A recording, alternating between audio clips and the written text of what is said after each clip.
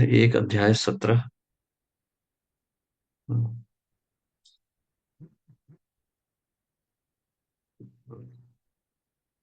ओम नमो भगवते वासुदेवाय। ओम नमो भगवते वासुदेवाय। ओम नमो भगवते वासुदेवाय। कृष्ण। केचित् विकल्पवसना आहुरात्मानम् आत्मनः दैवम् अन्ये परे कर्म स्वभावम् अपरे प्रभुम्। तात्पर्य अनुवाद शिल प्रभुपाद द्वारा। शिल प्रभुपाद की जय। हम्म। सभी प्रकार के द्वैत से इनकार करने वाले कतिपय दार्शनिक यह घोषित करते हैं कि मनुष्य अपने सुख तथा दुख के लिए स्वयं ही उत्तरदायी है। अन्य लोग कहते हैं कि दैवी शक्तियां इसके लिए जिम्मेदार हैं, जबकि कुछ ऐसे भी लोग हैं जो कहते हैं कि इसके लिए कर्म जिम्मेदार है। और जो निपट भौतिकवादी हैं, वे मानते हैं कि प्रकृति ही इसका अंतिम कारण है। जैसा कि ऊपर कहा जा चुका है, जैमिनी तथा उनके अनुयायियों जैसे दार्शनिक स्थापित करते हैं कि सकाम कर्म ही सारे सुख तथा दुख का मूल कारण है। और यदि कोई श्रेष्ठ अधिकारी, इसको थोड़ा स्क्रॉल करेंगे माता जी।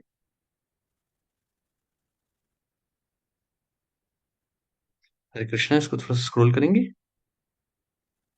हम्म, धन्यवाद। हम्म,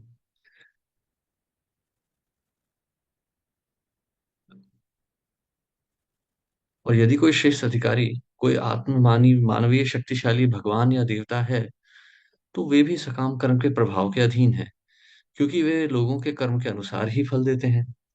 उनका कहना है कि कर्म स्वतंत्र नहीं है, क्योंकि कर्म किसी कर्ता द्वारा संपन्न होता है। अतएव कर्ता ही अपने सुख या दुख का कारण है। भगवत गीता 6.5 में भी पुष्टि की गई है कि भौतिक राग से मुक्त मन के द्वारा मनुष्य संसार के कष्टों से अपना उद्धार कर सकता है। अतएव किसी को मन के भौतिक राग के कारण अपने आप को बंधन में नहीं डालना चाहिए। इस तरह मनुष्य का मन ही उसके सुख तथा दुख में उसका मित्र या शत्रु है।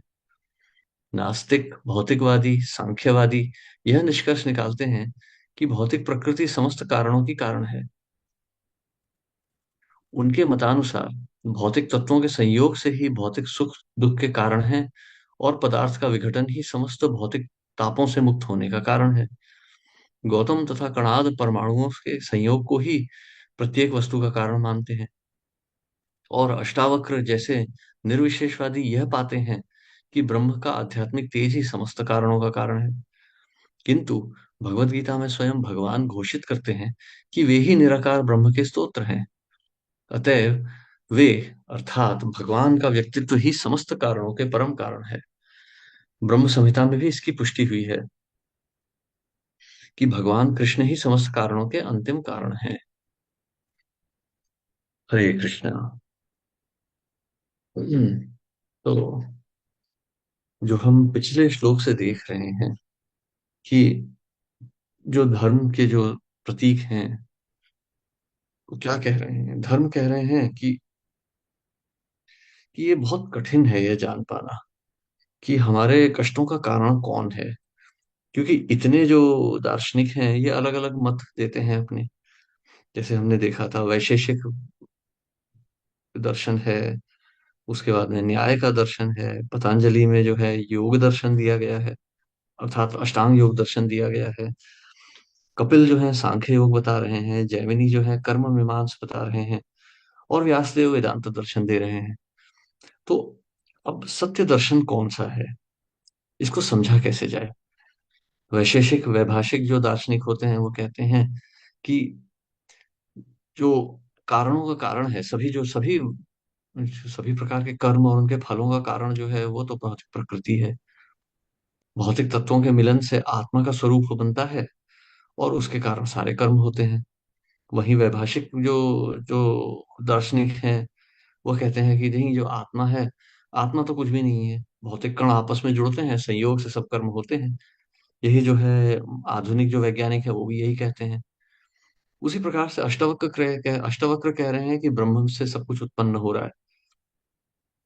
भौतिक वैज्ञानिक भी इस बात को थोड़ा बहुत मानते हैं कि जो सारे जो अणु है, परमाणु है, वह केवल एक प्रकार से जो है वो बहती हुई लहर के समान होते हैं। जैसे जैसे जैसे रोशनी हो गई, या जो है जो आवाज हो गई, ये सारे केवल एक लहरें हैं, कि तरंगे हैं। ये तो सारा जीवों का कारण केवल तरंग है, और परम तरंग तो ब्रह्म है। तो उसी प्रकार से पूरा जो जो सारा जो आधुनिक जो विज्ञान है, वो यही कहता है कि सारे परमाणु तरंगे ही हैं केवल। मतलब कोई द्रव्य तो है ही नहीं। उसी प्रकार से जो है आदि शंकर कहते हैं कि ब्रह्म सत्य जगन मिथ्या। ये मायावाद का दर्शन है।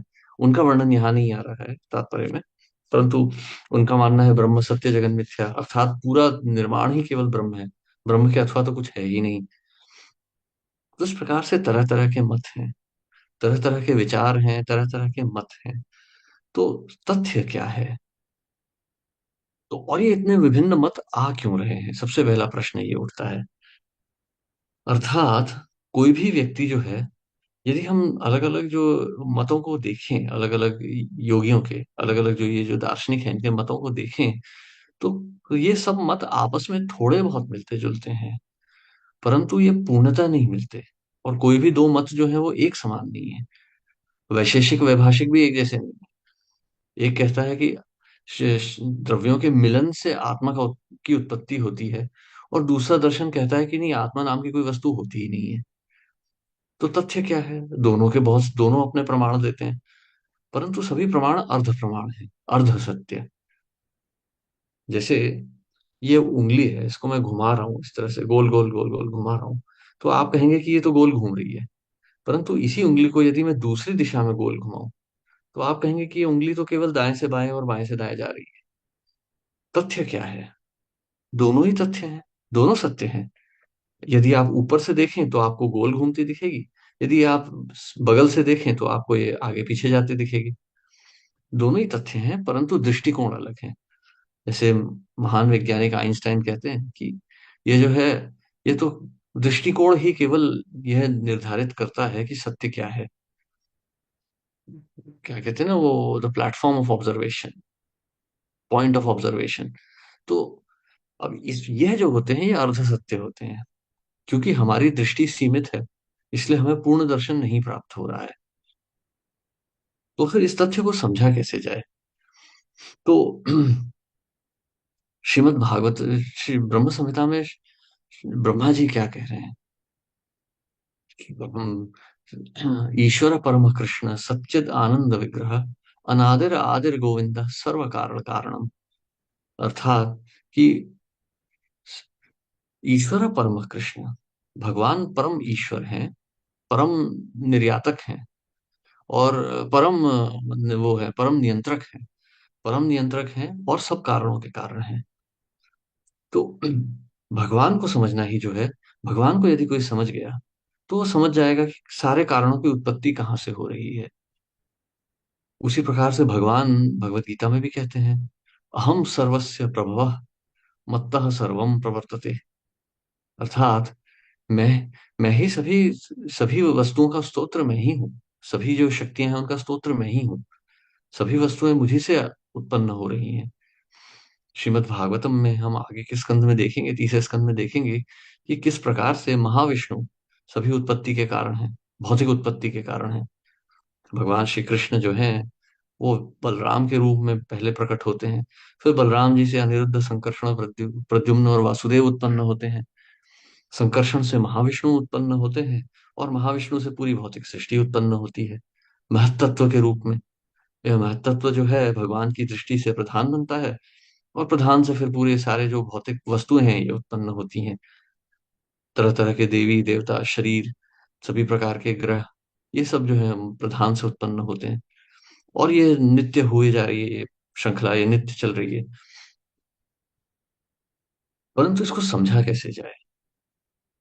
तो इसको समझना कठिन है, क्योंकि हमारा मन जो है संसार में लगा पड़ा है। तो ये जैसे हमने पहले भी देखा कि अलग अलग दृष्टिकोण उत्पन्न कहाँ से हो रहे हैं। ये अलग अलग दृष्टिकोण जो है, ये अलग अलग जो स्थान है जहां पर ये ऋषि या मुनि बैठे हैं, अपने दृष्टिकोण से जो देख रहे हैं वही तथ्य इनको दिख रहा है। और एक साधारण मनुष्य जिसकी चेतना उतनी उच्च नहीं होती है, उस उतनी उच्च कोटि की नहीं होती है, वो इन सब दर्शनों को सुन के पूरी तरह से जो है वो पूरी तरह से, हम कहेंगे एक प्रकार से, वो संसार के माया जाल में फंस जाता है। समझ ही नहीं पाता कि तथ्य क्या है। और सबसे महत्वपूर्ण बात, कि तथ्य को जान के करना क्या है, वो नहीं समझ पाता। तो फिर इस तथ्य को समझा कैसे जाए? तो इसी संदर्भ में यहाँ पर शिला प्रभुपाद कह रहे हैं कि भगवत गीता 6.5 में भगवान ने कुछ निर्देश दिए हैं। तो भगवान क्या कहते हैं कि उद्धरेत आत्मनात्मानम, नात्मानम अवसादयेत, आत्मैव हि आत्मनो बंधुर, आत्मैव रिपुर आत्मना। एक व्यक्ति को चाहिए, एक पुरुष को चाहिए कि अपने मन से अपना उद्धार करे, अपना अपनी अधोगति ना करे। मन ही जो है वो एक व्यक्ति का सबसे बड़ा मित्र है, और मन ही उसका सबसे बड़ा शत्रु भी होता है। तो भगवान यह कह रहे हैं कि जीवात्मा ने अपने मन से अपने आप को इस संसार में फंसा दिया है। तो थोड़ा सा सृष्टि में यदि हम जाएं, मतलब जैसे कहते हैं ना कि हम इसके थोड़े विज्ञान में यदि जाएं इसके अंदर, ये इतने दृष्टिकोण कहाँ से उत्पन्न हुए, और इतना जो है ये जो उथल पुथल मची हुई है दार्शनिकों में, ये क्यों है? तो उसका सरल का उदाहरण जो है, इसका सरल जो उत्तर है, वो दूसरे स्कंध में आता है श्रीमद् भागवत के। जब भगवान सृष्टि का निर्माण करते हैं, तो स्थूल एवं सूक्ष्म तत्व उत्पन्न होते हैं प्रधान से।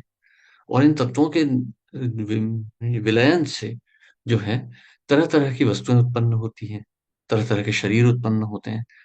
अब इनको यदि समझा जाए, तो कपिल मुनि ने बताया है श्रीमद् भागवतम के तीसरे स्कंध में, कपिल मुनि बताते हैं कि किस प्रकार से 28 तत्व होते हैं जिनसे एक जीव का निर्माण होता है। तो इसमें से तो जो आपके जो मूल तत्व हैं, वो तो आपके अग्नि जल वायु आकाश हुए। ये तो स्थूल तत्व है, अग्नि वायु जल आकाश खम। अब जो सूक्ष्म तत्व होते हैं, मन बुद्धि अहंकार, इनको समझना थोड़ा सा कठिन होता है। क्योंकि जो बहुत से दार्शनिक हैं, यदि आप आधुनिक योगियों को देखें, उनके अनुसार तो मन अहंकार और बुद्धि तो आत्मा है। वह तो जो है वो तो मतलब आत्मा का स्वरूप हुए, वही परम सत्य हुए। ये जो दार्शनिक भी कह रहे हैं, क्योंकि इनको भी कोई नहीं मानता है कि ये भी भौतिक तत्व ही हैं केवल। तो अब ये जो इनमें से जो तत्व हैं, ये कैसे उत्पन्न होते हैं? तो जो प्रकृति के 3 गुण होते हैं, रजोगुण सत्वगुण तमोगुण, इनके 3 जो होते हैं विभाजन होते हैं। तो जो हमारा शरीर है, ये पंच महाभूत का जो बना शरीर है, स्थूल शरीर, ये तमोगुण से उत्पन्न हुआ होता है। ये जो हमारी इंद्रियां हैं, ये रजोगुण से उत्पन्न होती हैं, और जो मन है वो सत्वगुण से उत्पन्न होता है। भगवान स्वयं विशुद्ध सत्व है। तो मन जो है सबसे, क्योंकि मन में चेतना का वास है। यदि एक प्रकार से हम कहें, तो मन और चेतना एक समान होते हैं, इतने आसपास हैं वो एक दूसरे के। तो ये जो मन होता है, यह अहंकार से जुड़ के बुद्धि को कार्यरत करके संसार में फंस जाता है। और उसके कारण क्या होता है कि जीवात्मा जो है वह भौतिक और आध्यात्मिक का अंतर नहीं देख पाता। क्योंकि मन चेतना में, मतलब मन में तो सारी इच्छाएं उत्पन्न हो रही हैं। इसीलिए आप देखिए, भगवत गीता, श्रीमद् भागवत, ये सभी शास्त्रों में मन के ऊपर बहुत जोर दिया गया है। बार बार भगवान कह रहे हैं मन को नियंत्रण में लाओ। पूरी योग पद्धति जो 6 अध्याय में आती है गीता के, वो मन को नियंत्रण में लाने के लिए है। क्योंकि मन सत्वगुण में है, इसके ऊपर रजोगुण तमोगुण के जो प्रभाव हो रहे हैं, उनके कारण जो है जीवात्मा भौतिक सृष्टि में फंस जा रहा है। इसलिए कहा गया है उद्धरेद आत्मनात्मानम, कि मन, कि एक जीव को अपने मन को मित्र बना के उसका उद्धार करना चाहिए। तो मन जो सत्वगुण में है, उसे शुद्ध करना बहुत सरल होता है। इंद्रियों को शुद्ध नहीं किया जाता, इंद्रियां तो रजोगुण में है। जब एक योगी संसार को त्यागता है, तो वो जो स्थूल शरीर है, इसको तमोगुण में मिश्रित कर देता है, इसको तमोगुण में त्याग देता है। इंद्रियों को वो रजोगुण में त्याग देता है, और अंत में, सबसे अंत में, मन को वो सत्वगुण में त्याग कर ब्रह्म में लीन हो जाता है। ये योग पद्धति है पतंजलि की, जिसका समर्थन भागवत में, श्रीमद् भागवत पुराण में भी आता है। तो इस प्रकार से जो तत्व होते हैं, इनमें से मन जो है वो आत्मा के सबसे निकट है। मन का वास हृदय में होता है, यहाँ नहीं। ये इसको मस्तिष्क के अंदर मन नहीं होता, मन हृदय में होता है जहाँ आत्मा का वास है। तो इस प्रकार से जो है, मन की शुद्धि करने से जो जीवात्मा है वो सत्य को देख पाएगा, वो तथ्य को देख पाएगा। ये इतना सरल नहीं है, गंगा में डुबकी लगाने से नहीं होगा। ये मन की वो चेतना को शुद्ध करने से होगा। तो जब मन शुद्ध हो जाएगा तो व्यक्ति को जो है मोक्ष की प्राप्ति होगी। बंधुरात्मनस्तस्य येनात्मैवात्मना जितः अनात्मनस्तु शत्रुत्वे वर्तित आत्मा वो शत्रुवत। तो जिस व्यक्ति ने अपने मन पे नियंत्रण प्राप्त कर लिया है, मन उसका सबसे परम मित्र हो जाएगा। और जो उस मन का नियंत्रण नहीं करता है, मन उसका बड़ा शत्रु बन जाएगा। और जिस व्यक्ति ने जितात्मनः प्रशांतस्य परमात्मा समाहितः शीतोष्ण सुख दुखेशु तथा मानापमानयो, जिस व्यक्ति ने मन पे नियंत्रण प्राप्त कर लिया है, मन पे विजय प्राप्त कर ली है, उसने तो आत्मा को ही प्राप्त कर लिया है, क्योंकि वो शांत हो जाएगा। भागवत में जो चैतन्य महाप्रभु भी कहते हैं ना, कृष्ण भक्त निष्काम अतएव शांत। निष्काम जो हो गया वो शांत हो जाएगा। तो मन को शांत करने का जो है अभ्यास जो है वो निष्काम होने से होता है। तो ऐसे व्यक्ति के लिए कोई ना सुख होगा, ना दुख होगा, ना सर्दी होगी, ना गर्मी होगी, ना अपमान होगा, ना सम्मान होगा। वो सब में एक समान हो जाएगा। क्यों? क्योंकि जिस व्यक्ति का मन शांत हो गया है, उसे केवल भौतिक तत्व और आत्मा का दर्शन हो रहा है। अब उसके लिए मान अपमान वगैरह का कोई अर्थ नहीं है। जैसे एक व्यक्ति जो जहाज में बैठा है, उसके लिए समुद्र में लहरें उठ रही हैं, ऊपर आ रही हैं या नीचे आ रही हैं, ज्वार आ रहा है या भाटा आ रहा है, उसे कोई फर्क नहीं पड़ता। क्योंकि वो तो ऊपर है, वो सुरक्षित स्थान में बैठा है। उसे दिखेगा कि उथल पुथल हो रही है, परंतु वह पूर्णतः सुरक्षित है। एक उससे वह एक दूरी पर बैठा है, इसलिए उसे कोई इन चीजों का फर्क नहीं पड़ता। तो मन का निग्रह जो है, उस मन का निग्रह करने से एक व्यक्ति जो है वो अपने आप को शांत कर सकता है। वो सभी प्रकार के जो इस प्रकार के जो हम कहेंगे जो अलग अलग मत हैं, इनसे परे हो सकता है। तो ये किया कैसे जाता है, इसकी प्रक्रिया क्या है? देखिए, मतलब समस्या क्या है वो तो हमने अच्छे से समझ ली, परंतु उस समस्या के उससे उबरने की प्रक्रिया क्या है, तो उसका उत्तर भी श्री चैतन्य महाप्रभु दे रहे हैं। अतः श्री कृष्ण नामादि न भवेद ग्राह्यम इंद्रिय सेवोन्मुखे ही जिह्वादौ स्वयं एव स्फुरत्यतः। अर्थात कि यह जो जो भौतिक मन है, बुद्धि है, ये सब ये जो है ये भगवान को नहीं समझ सकता। इनसे इंद्रियों से भगवान को नहीं समझा जाता। परंतु जब एक जीवात्मा जो है ये भगवान के नाम का उच्चारण करता है, भगवान के नाम का स्मरण करता है, तो यह जो भगवान के जो गुण रूप नाम है, ये अपने आप उत्पन्न हो जाते हैं। स्वयं स्वयं एव स्फुरत्य अदा, ये अपने आप निकल आते हैं। क्योंकि जीवात्मा तो भगवान का ही अंश है। भगवत गीता में तो भगवान कह रहे हैं, ये ममैव अंश जीव लोके जीवभूत सनातन। तो जीव भगवान का ही अंश है।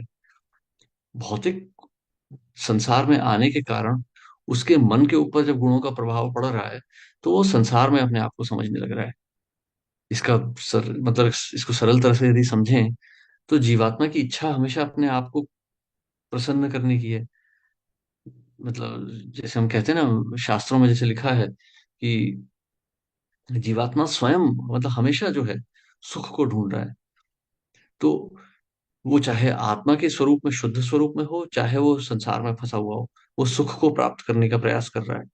अब वो आनंदमयोभ्यासा, अब जब वो भगवान की चेतना में होता है, शुद्ध चेतना में होता है, तो यह आनंद उसे भगवान से प्राप्त हो रहा है, क्योंकि भगवान सच्चिद आनंद विग्रह है।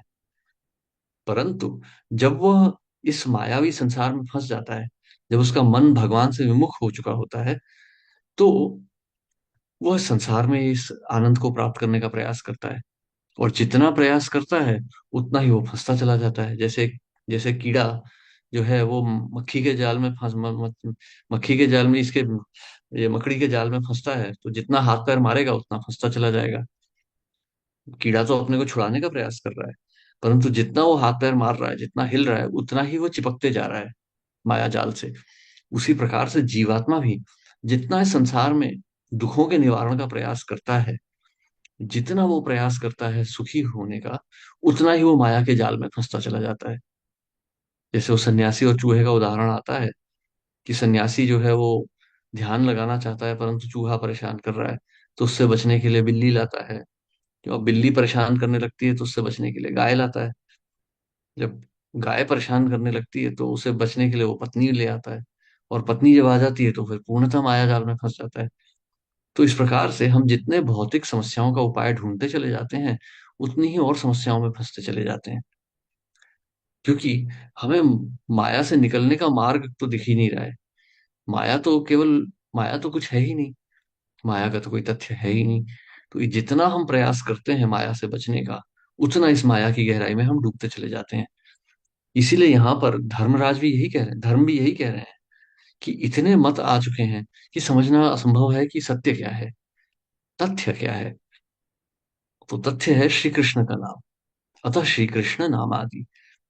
तो जो व्यक्ति इस प्रकार से अपने मन का निग्रह करता है हरि नाम के स्मरण से, वो इस माया के जाल से मुक्त हो सकता है। परंतु जो नहीं करेगा, वो इस माया के जाल में डूबता चला जाएगा।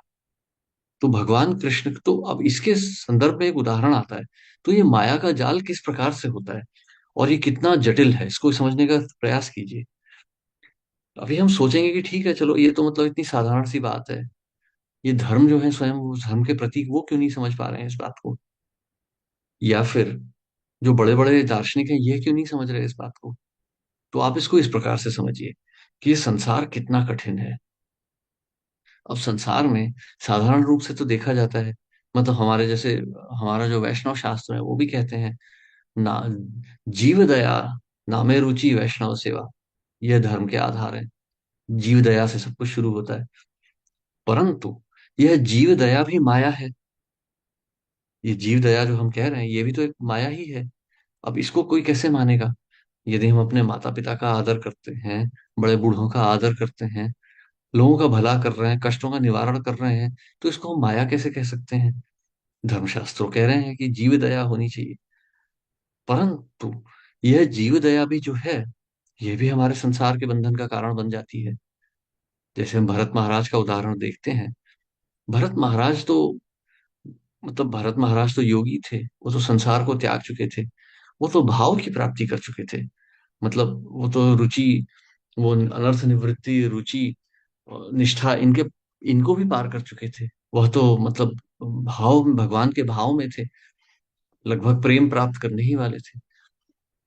एक शिशु को उन्होंने देखा, हिरण के शिशु को देखा, और उसे देख के उनके मन में दया उत्पन्न हो गई और उन्होंने उसकी रक्षा की।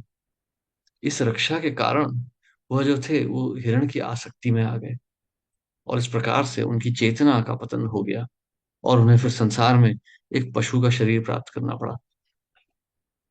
अब इसको समझना बड़ा कठिन है। मतलब आप सोचिए ये कितना बड़ा धर्म संकट है कि वह तो योग में लीन थे, परंतु उन्होंने ये दृश्य देखा कि एक हिरणी ने इस बालक को, इस शिशु को जन्म दिया और मृत्यु को प्राप्त हुई। तो ये शिशु तो पानी में डूब रहा था। तो इस शिशु को बचाने के लिए उन्होंने प्रयत्न किया। अब एक निरीह हिरण के शिशु को देख के उनके मन में दया उत्पन्न हुई, करुणा उत्पन्न हुई। अब उनके मन में कोई वासना नहीं थी। वो शिशु का वो शोषण नहीं करना चाहते थे। केवल केवल करुणा थी। परंतु यहाँ पर हमारे आचार्य बताते हैं, शिल प्रभुपाद बताते हैं, बहुत ही सुंदर तथ्य बताते हैं कि जीवात्मा पे करुणा का अर्थ क्या होता है, जीवात्मा के कष्टों का कारण क्या है। जीवात्मा के कष्टों का कारण तो ये संसार है। जन्म मृत्यु जरा व्याधि दुख दोषानुदर्शनम। तो जरा मतलब व्याधि, और शिशु की व्याधि कहेंगे एक प्रकार से, असहायता पूर्णतः, और मृत्यु, यही दो तो भय थे। तो जन्म मृत्यु जरा व्याधि से बचाने का प्रयास किया था भरत महाराज ने। परंतु उसका अंत क्या हुआ? उन्होंने बचाने का प्रयत्न किया था, परंतु मृत्यु से तो नहीं बचा सकते थे वो तो किसी प्रकार मृत्यु से तो नहीं बचा सकते थे वो। क्योंकि कोई भी जीव किसी दूसरे जीव को मृत्यु से नहीं बचा सकता। वो तो केवल भगवान ही बचा सकते हैं। तो तो करुणा होती क्या है? इसकी संज्ञा थोड़ी सी गलत हो गई, इसका अर्थ थोड़ा सा गलत निकल आया, और उन्होंने शिशु के शरीर को बचाने का प्रयास किया। अब इसी संदर्भ में यह भी कहा जाता है कि पशुओं के लिए तो कोई उद्धार का कोई मार्ग नहीं है, केवल हम उन्हें प्रसाद दे सकते हैं, क्योंकि पशु योनि में तो जीवात्मा पूर्णतः तमोगुण में फंसा हुआ है, उसको तो हम आत्मा का ज्ञान नहीं दे सकते। तो महाराज भरत यहाँ पर एक बात भूल गए कि एक सन्यासी सभी प्रकार की बंधनों से निवृत्त होता है। एक सन्यासी जो होता है वो संसारिक करुणा से परे होता है। एक सन्यासी यह जानता है कि वो भगवान पर पूर्णतः आश्रित है और पूरा संसार भगवान पर आश्रित है। यदि हमें किसी जीव की रक्षा करनी है तो उसे भगवत ज्ञान देकर ही उसकी रक्षा की जा सकती है, क्योंकि शरीर की कोई रक्षा नहीं होती। इसीलिए जो एक सन्यासी होता है वो इस संसार में कुछ नहीं करता। एक सन्यासी अग्नि का स्पर्श नहीं करता, सन्यासी कुछ नहीं करता है, वो दाल रोटी भी नहीं पकाता अपनी। वो केवल माधुकरी करके भगवान पर पूर्णतः जो है वो निर्भर होकर अपने जीवन का निर्वाह करता है और केवल भगवत स्मरण करता है। और यदि किसी जीव पर करुणा भी करनी है तो एक सन्यासी केवल हरि नाम देकर ही करुणा करता है, और कुछ नहीं, क्योंकि वो जानता है कि संसार में करुणा का कोई लाभ नहीं है। हम किसी जीव पर दया नहीं कर सकते, यदि करनी है तो केवल हरिनाम ही कर सकता है। इसलिए हरिनाम देकर ही वो उस जीवों पर दया करते हैं। तो यह तथ्य भरत महाराज उस समय भूल गए और वो संसार के पाश में बनते चले गए। इसलिए उन्हें दो शरीर और प्राप्त करने पड़े। तो इस प्रकार से हमारा मन जो है इस संसार में हमें फंसाते चले जाता है। और जो व्यक्ति इस मन इस संसार से मुक्ति प्राप्त करना चाहता है, उसको इन सब चीजों से अपने आप को निवृत्त करना होगा। यम ही न व्यवच्छन्ते ते पुरुषम पुरुषर्षभ सम दुखम सुख धीरम सो अमृतत्वाय कल्पते। भगवान कह रहे हैं कि सुख दुख सर्दी गर्मी इनसे जो अपने आप को परे कर पाता है, अपने मन पर जो विजय प्राप्त कर सकता है, वह मुक्ति का भागी बन सकता है। वही उस पर उसके उसके पास मुक्ति का अधिकार है, उसे मुक्ति प्राप्त करने का अधिकार प्राप्त होता है। तो तो यदि हमें इन सब दर्शनों से बचना है, यदि हमें इन सब दर्शनों से परे होना है, तो हमें भगवान की शरण प्राप्त करनी होगी। अब यहाँ पर जो है, यह जो धर्म के प्रतीक हैं, ये ये बात क्यों कह रहे हैं? क्योंकि वह धर्म के प्रतीक हैं। आपको आपको अब आप कहेंगे कि ये तो धर्म का प्रतीक है, तो वह इस प्रकार से अज्ञान में क्यों फंसे हैं? तो वो हमारे सामने एक प्रकार से नाटक कर रहे हैं। हमें वो एक प्रकार से बता रहे हैं कि एक जीवात्मा जो इस संसार में फंस जाता है, वो किस प्रकार से तीन गुणों के अधीन हो जाता है, वो किस प्रकार से माया के अधीन हो जाता है। और माया अधीन जो जीव है, वो वो फिर शुद्ध रूप से संदर्भ को नहीं देख सकता है। माया मुग्ध जीवेरा नाही स्वतः कृष्ण ज्ञान, जीवेरा कृपाय अकेला कृष्ण वेद पुराण। इसलिए हमें गुरु और हमें शास्त्रों की शरण की आवश्यकता होती है, ताकि हम तथ्य को देख सकें और उस पर कार्यरत हो सकें। ये हरिनाम भी हम केवल कोई भावुकता में आके नहीं ले रहे हैं, इसका मूल आधार भी शास्त्रों में ही है। हरे नाम हरे नाम एव केवलम कलो नास्त्येव नास्त्येव नास्त्येव गतिरन्यथा। हरे कृष्ण कृष्ण कृष्ण हरे हरे, हरे राम राम राम हरे हरे, इति षोडशकम नाम नाम कली कल्मष नाशनम। तो शास्त्रों में इसका आधार है। इस साधु कह रहे हैं, शास्त्र कह रहे हैं, और गुरु हमें हरि नाम दे रहे हैं।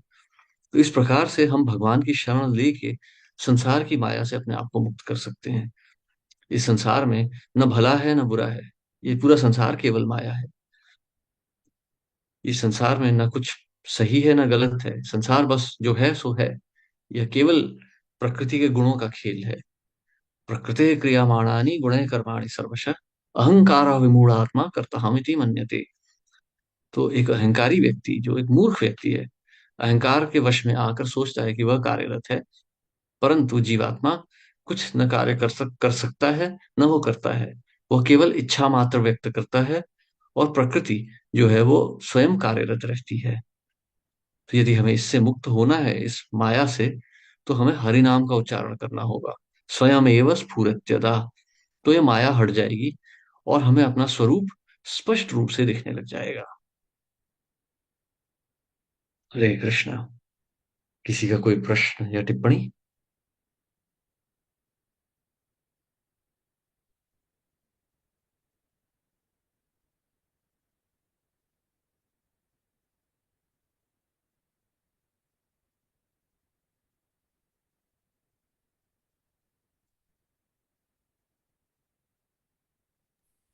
हरे कृष्ण प्रभु।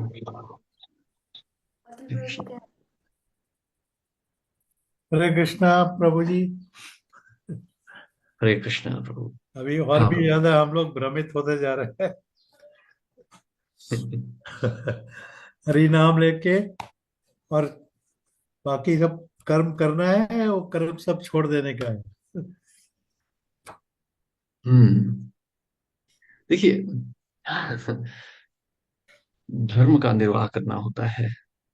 एक व्यक्ति जैसे पानी में गिरता है ना, आप आप तो मर्चेंट नेवी हैं, आप तो जानते हैं, यदि कोई व्यक्ति पानी में गिर जाए तो पानी से बाहर कैसे आता है। जैसे शास्त्रों में उदाहरण आता है कि एक जमीन में गिरे हुए व्यक्ति को, धरती पर गिरे हुए व्यक्ति को धरती का आश्रय लेना पड़ता है, हाथ रख के ही जमीन से हम उठते हैं। एक पानी में डूबते हुए व्यक्ति को पानी में ही हाथ पैर मारना पड़ता है बाहर आने के लिए। उसी प्रकार से प्रकृति में डूबे हुए आत्मा को प्रकृति का ही आश्रय लेना पड़ेगा। तो जो वर्णाश्रम धर्म होता है, अब जैसे हम कह रहे हैं सेवोन्मुखे ही जिह्वा दो। अब ये जिह्वा तो भौतिक तत्वों का ही एक मिश्रण है। मतलब अभी क्या है, मतलब पंच महाभूत की तो बनी है जिह्वा है। इसी को हिलाने डुलाने से ही तो हरि नाम निकलेगा हमारे मुंह से। ये फेफड़ों से वायु आ रही है, जिह्वा के हिलने से ही तो हरि नाम निकल रहा है। हरे कृष्ण जो मैं कह रहा हूँ, ये हम वहीं से तो सुन पा रहे हैं, यहीं से तो हम कह पा रहे हैं। तो हम प्रकृति का ही आश्रय ले रहे हैं, प्रकृति से मुक्ति प्राप्त करने के लिए। तो उसी प्रकार से हमारा मन जो तरह तरह की आसक्तियों में फंसा हुआ है, उसको इन आसक्तियों से निवृत्त करने के लिए धर्म का पालन करना पड़ता है। जैसे, मतलब बहुत हम इसको मतलब क्रूड रूप में कहें, मतलब एकदम ऐसे कहें ना, एक खड़े रूप में बोले। अब जैसे यौन संबंध की इच्छा होती है हर जीवात्मा के मन में, तो विवाह की शरण ली जाती है, यह धर्म है। उसी प्रकार से जो भोजन करने की जो इच्छा होती है, तो प्रसाद लेके शुद्ध किया जाता है चेतना को।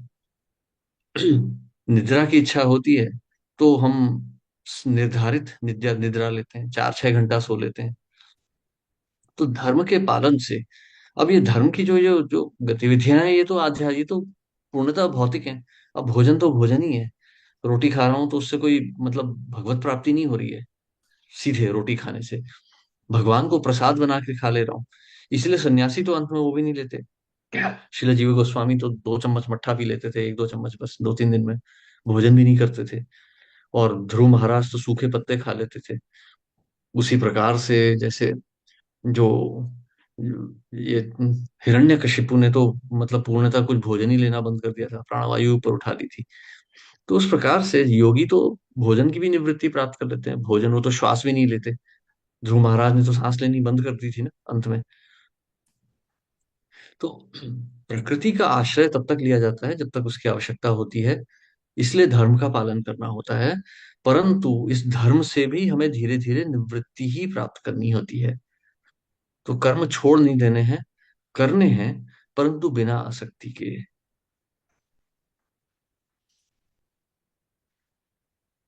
हरे कृष्णा, धन्यवाद। ये हाँ, आनंद राम प्रभु। हरे कृष्णा, दंडवत नाम प्रभु जी।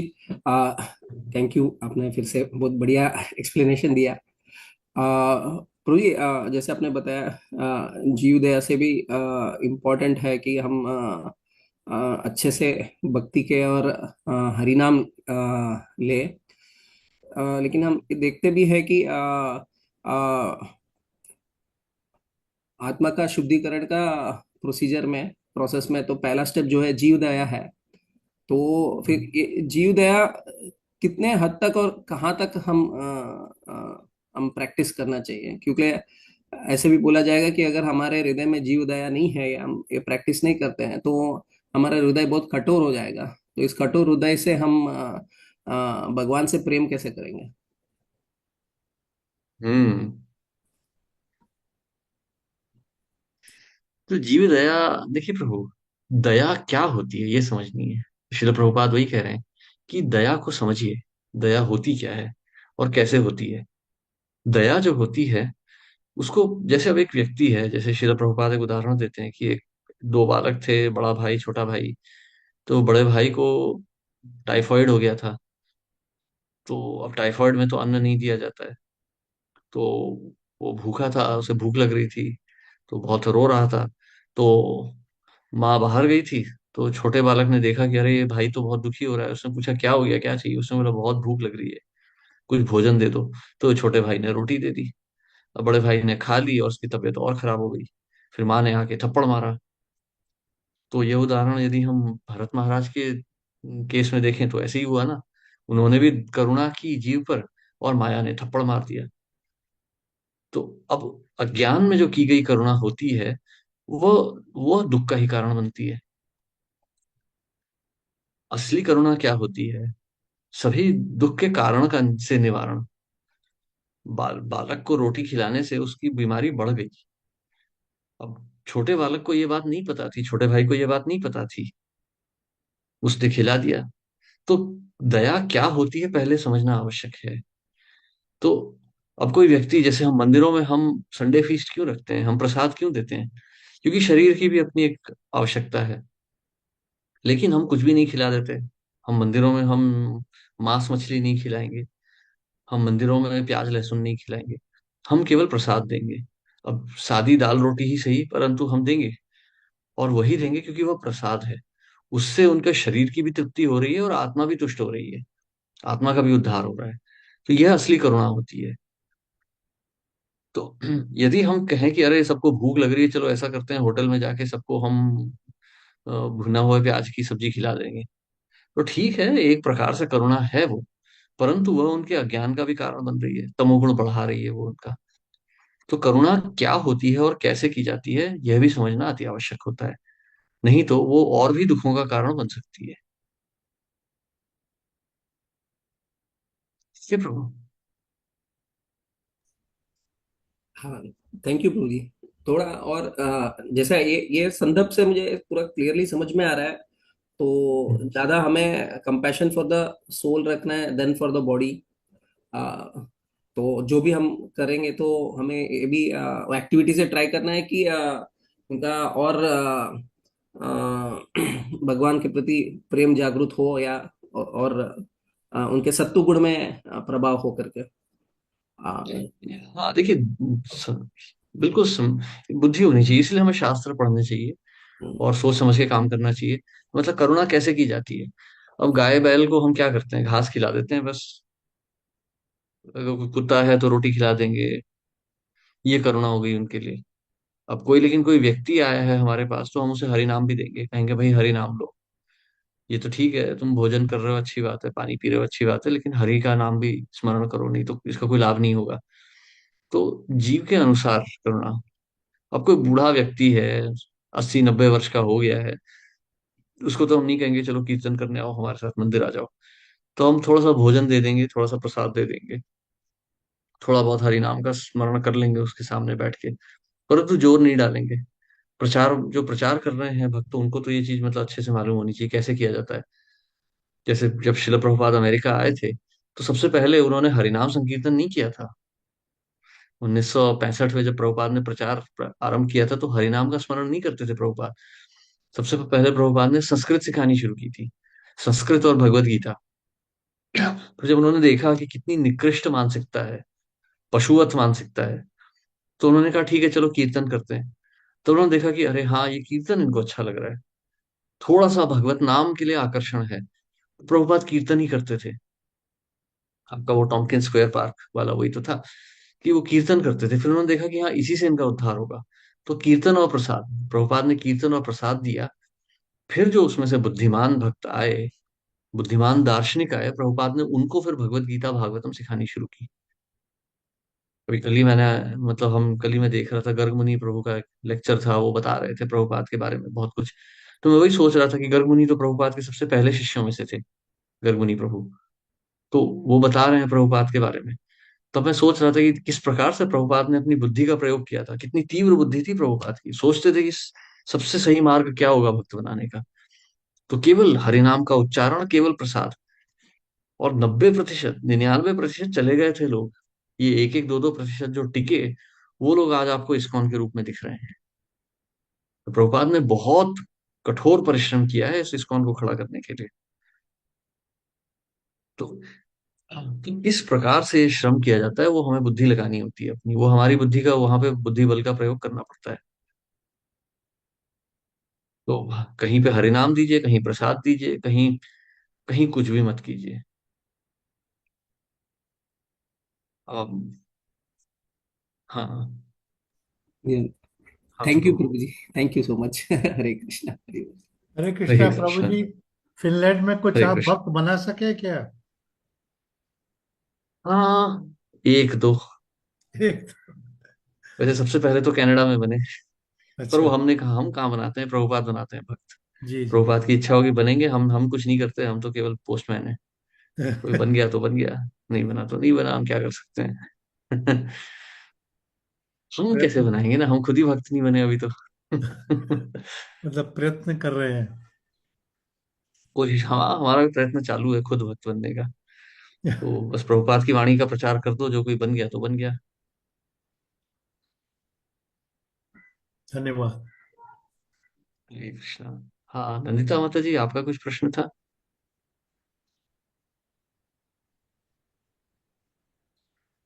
हरे कृष्ण प्रभु जी, दंडवत प्रणाम। मैं हरे यही कृष्णा। जो अभी प्रभु जी ने प्रश्न किया वही मैं पूछ रही थी कि किस हम्म, प्रकार जैसे हम्म, मतलब जो सेवा है, सेवा क्यों हम्म। फिर हम सेवा की बात क्यों करते हैं जब दया भाव नहीं होना चाहिए मतलब जीव के प्रति, तो लेकिन उसमें भगवत सेवा आती है जो मैं समझ पा रही हूँ। चलिए एक साधारण सा उदाहरण लेते हैं कि हम देह भाव नहीं देख रहे तो सेवा क्यों कर रहे हैं, यही प्रश्न है ना आपका? हाँ जी। अब मान लीजिए आप मेरे घर आती हैं प्रसाद लेने के लिए, मैं बोलता हूँ माता जी प्रसाद ग्रहण करने आइए, आप घर पे आती हैं।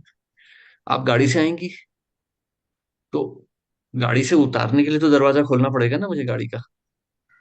आपको घर में घुसाने के लिए तो मुझे अपना दरवाजा ही खोलना पड़ेगा। मैं यह तो नहीं कहूंगा कि माता जी मैं तो केवल आपको देख रहा हूँ, ये भोजन मैंने आपके लिए सड़क पर ही रख दिया, यहीं खा लीजिए। ये गाड़ी वाड़ी को तो नहीं मानता, मैं केवल आपको मानता हूँ, ऐसा तो नहीं करूंगा। परंतु आपके साथ मुझे व्यवहार करना है तो सबसे पहले गाड़ी से ही व्यवहार करना पड़ेगा। गाड़ी का दरवाजा खोलूंगा तभी तो आप बाहर आएंगी गाड़ी से, घर का दरवाजा खोलूंगा तभी तो आप घर के अंदर आएंगी। हाँ, अब मैं दरवाजे की सेवा नहीं कर रहा हूँ, मैं गाड़ी की सेवा नहीं कर रहा हूँ। सेवा तो आप ही की कर रहा हूँ, परंतु इस माध्यम से करनी पड़ रही है। आत्मा तो हम्म, शुद्ध है, वो चाहे सांप के अंदर हो चाहे वो भक्त के अंदर हो, आत्मा शुद्ध है। परंतु उस आत्मा तक पहुंचने के लिए तो हमें माध्यम से ही जाना पड़ेगा। तो जैसे हमें किसी पशु पर कृपा करनी है तो प्रसाद ही देके करेंगे। अब गाय तो हमारे साथ हरि नाम नहीं गाएगी, उसे तो केवल हम्म, घास ही खिला सकते हैं। उसी प्रकार से एक भक्त आएंगे तो हम उनसे हरि नाम का उच्चारण कर सकते हैं, और यदि भगवान स्वयं आ गए तो फिर तो भगवान ही हमें पकड़ के बाहर निकाल सकते हैं शरीर से।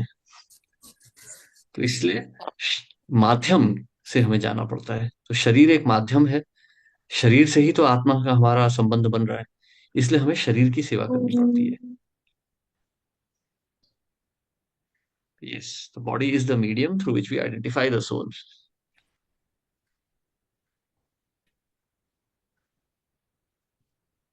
ठीक है। हाँ। सविता माता जी। हरे कृष्ण प्रभु जी, पंचांग प्रणाम प्रभु जी। Hare Krishna. Very beautiful enlightening lecture. प्रभु जी, जैसे कि आपने अभी जो बताया कि हमें जो करुणा है, कंपैशन है, उसकी अलग अलग जीवों के लेवल के अकॉर्डिंग अलग अलग डिफरेंट डिफरेंट टाइप से हम उसको इंटरप्रेट कर सकते हैं। तो प्रभु जी, ओनली यस्टरडे आई हर्ड कि जब हम नॉर्मल जो है मटेरियल लेवल पे नॉर्मली हम जिन लोगों से इंटरेक्ट करते हैं अलग अलग रिलेशंस में, तो उसमें कोई अगर हमें कुछ नेगेटिव बातें या अपनी प्रॉब्लम्स भी बता रहा है और अपनी प्रॉब्लम्स बता रहे हैं और साथ में कुछ नेगेटिव बातें भी किसी किसी के लिए बता रहा है, एंड इफ वी हियर, हम सुनते हैं उसको, तो हम उनके ऐसे कर्मास को अपने ऊपर ट्रांसफर हो जाते हैं। प्रभु जी, पहले तो ये बात क्लियर करें, इज इट ट्रू? हाँ, शिला भक्ति विनोद ठाकुर क्या कहते हैं इस विषय में, इस पे विचार करते हैं। कि इस संसार में हमें किसी का दोष नहीं देखना चाहिए, हम्म। क्योंकि दोष है नहीं। द्वैते भद्रा भद्र ज्ञान, यही सब इस द्वैते भद्रा भद्र ज्ञान सब मनोधर्म। यहाँ भला बुरा कुछ नहीं है। यहाँ बैल भी तो वही कह रहे हैं ना कि वो दोष नहीं देख रहे हैं। अब कली पुरुष उनको मार रहा है, परंतु वो उसका दोष नहीं देख रहे। कह रहे हैं कि हमें पता नहीं है, प्रकृति के कारण से सब कुछ हो रहा है। हमने अपनी इच्छाओं से अपने आप को फंसा लिया है इस प्रकृति में, और प्रकृति कार्यरत है। तो इसलिए हमें किसी दोषी को नहीं देखना चाहिए। तो यहाँ, अब जहां तक अब आपका प्रश्न है कि हमारे रिश्तेदार कुछ कहते हैं, तो हमें सुन लेना चाहिए, परंतु दोषी मानना नहीं चाहिए। आप समझ रही हैं, छोटा सा अंतर है ये।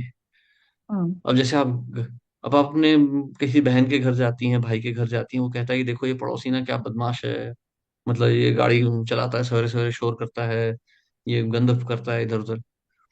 तो ठीक है, ये हमारा कर्म है। हम जानते हैं यदि भगवान की इच्छा ना हो तो कोई हमारा हानि नहीं कर सकता है। तो हमारी कोई हानि नहीं कर सकता है। ठीक है। तो ये भगवान की इच्छा से ही हो रहा है, परम इच्छा तो भगवान की ही है। तो इसलिए ये दोषी नहीं है ये व्यक्ति, ये हमारे कर्मों का फल है। तो ठीक है, अब हमारे भाई बहन ये सब कह रहे हैं, हमने सुन लिया, पर हमने माना नहीं इस बात को। तो फिर हम किसी भी प्रकार के दोष में नहीं फंसेंगे। तो फिर किसी का कर्म हमारे ऊपर नहीं आएगा। जी प्रभु जी। प्रभु जी, जैसे स्क्रीन पे मूवी चल रही होती है, तो वी शुड टेक इट हाँ। लाइक दैट कि वहां स्क्रॉल हो रहा है एक सीन, दूसरा सीन ये आएगा ही, पॉजिटिव नेगेटिव किसी भी गुण में, तो जस्ट लेट इट, इसको जाने दें। हाँ, जाने दें। जैसे पिक्चर में हीरो मर गया तो हमें पता है ना वो मरा थोड़ी ना है, मतलब केवल एक्टिंग कर रहा है। हमें जी पता है वो प्रभु। जी असली में तो जिंदा ही है, वो नहीं मरा। तो उसी प्रकार से। जी प्रभु जी, थैंक यू प्रभु जी। हरे कृष्णा। हरे कृष्ण। हाँ। प्रभु जी, साक्षात प्रणाम। आपने बहुत ही अच्छा विश्लेषण किया है करुणा का। पर मेरी एक बात शंका आ रही है कि करुणा और दया में क्या फर्क है? करुणा से ही दया सिनोनिम्स। उपजती है, या दया से सर्विस उपजती है? तीनों चीजों का एक दूसरे से लिंक्ड है। देखिए, करुणा से ही दया आती है। और अब दया से अब सर्विस। ग्रामर में क्या सुन अंतर क्या होता है वो तो मुझे भी ठीक से पता नहीं है, करुणा और दया के बीच में। पर दया हम्म। क्या होती है, मतलब हम किसी की सहायता कर देते हैं। करुणा एक भाव है। हम करुणा तो पूरे संसार पर कर सकते हैं। दया किसी की, मतलब किसी के लिए हम कर सकते हैं जाके, मतलब पड़ोसी को भूख लग रही है तो रोटी दे सकते हैं। करुणा हम सारे जीवों के लिए रख सकते हैं। तो अब यहाँ पर अच्छा एक चीज और है कि ना, जैसे एक बार 1930 के आसपास का समय था, तो शिला भक्ति सिद्धांत सरस्वती ठाकुर जो थे वो एक यात्रा लेके गए थे वृंदावन। वृंदावन मंडल की, ब्रज मंडल की परिक्रमा चल रही थी। तो वहां पे, अब ब्रज मंडल तो आपको पता है, वहां बहुत से भिखारी रहते हैं हर समय। तो ये भिखारी आते थे, तो ये गृहस्थ थे, ये उन्हें कुछ नहीं देते थे कि नहीं भाई ये सब माया है, धन वगैरह सब माया है, कुछ नहीं देना। तो भक्ति सिद्धांत सरस्वती ठाकुर ने इस बात को, इसकी निंदा की थी। उन्होंने कहा था कि नहीं, करुणा करनी चाहिए, दया करनी चाहिए सब पे। भले ही पैसा दे दें हमको, ये दया कर देनी चाहिए हमें। जैसे हम चला रहे हैं, हम कभी गाड़ी से जा रहे हैं, सड़क पर अचानक कोई भिखारी आ जाता है ट्रैफिक सिग्नल वगैरह पे, या मंदिरों के बाहर भिखारी बैठे होते हैं। यदि आपके पास प्रसाद नहीं है तो 1-2 रुपया तो कम से कम दे दीजिए। कोई कुछ मांग रहा है तो हमें पता है कि वो उससे गलत कार्य कर सकता है। मैंने किसी भिखारी को 1 रुपया दिया, उसने जाके कोई प्याज के पकौड़े खा लिए, तो वो गलत ही हुआ। लेकिन वह फिर भी ठीक है, क्योंकि ऐसा करने से मेरा हृदय जो है वो वो द्रवित रहेगा। यदि मैंने ऐसा नहीं किया तो हृदय कठोर हो जाएगा।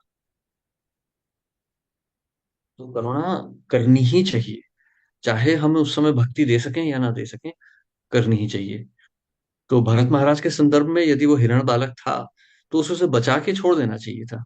अब वो उसकी अब वो उसकी किस्मत थी कि फिर आगे मतलब उसे शेर खा जाता या वो बचा रह जाता। तो उतना दया करना आवश्यक था, पर उसके आगे नहीं जाना चाहिए था। तो थोड़ा बहुत तो होना ही चाहिए, मतलब ऐसा नहीं होना चाहिए कि नहीं मैं भक्ति नहीं दे सकता हूँ तो कुछ नहीं करूंगा। अब जैसे कभी कभी होता है, मतलब जैसे एक यूट्यूब पे बहुत बड़े साधु महाराज हैं, वो बोलते हैं, या उसी प्रकार से कभी कभी भक्तों के मुंह से भी मैंने सुना है कि अरे कोई अगर मुसलमान भिखारी आ रहा है तो कुछ मत देना उसको। तो ऐसा नहीं करना चाहिए। हम जानते हैं कि हाँ ये व्यक्ति जो है ये सनातन धर्म का पालन नहीं करता है, इसकी चेतना बहुत निम्न है, परंतु चेतना तो है, आत्मा है वहां पर भी। तमोगुण में फंसी आत्मा है, पर आत्मा अवश्य है। और यदि हमने उस पर दया नहीं की, पहली बात तो हमें यह समझना चाहिए कि हम दया नहीं करते। हम तो स्वयं दया के ही पात्र हैं। जब हमें खुद ही अज्ञान में डूब रहे हैं तो हम दूसरे पे क्या दया करेंगे। परंतु फिर भी ऐसी परिस्थिति आ जाए तो जो हमारे वश में है वो करना चाहिए। अब भिखारी कोई मुसलमान भी है, अल्लाह के नाम पे कुछ दे दो, हाँ ठीक है, 1 रुपया दे दिया। ये नहीं कि उसे हम गले लगा रहे हैं, उसे छप्पन भोग करा रहे हैं, परंतु कुछ ना कुछ तो करना ही चाहिए। नहीं तो हमारा हृदय कठोर हो जाएगा और फिर हम भगवान का स्मरण नहीं कर पाएंगे। भगवान हमारी परीक्षा इसी प्रकार लेते हैं, परिस्थितियों के अनुसार। ठीक है प्रभु जी, धन्यवाद। हरे कृष्ण।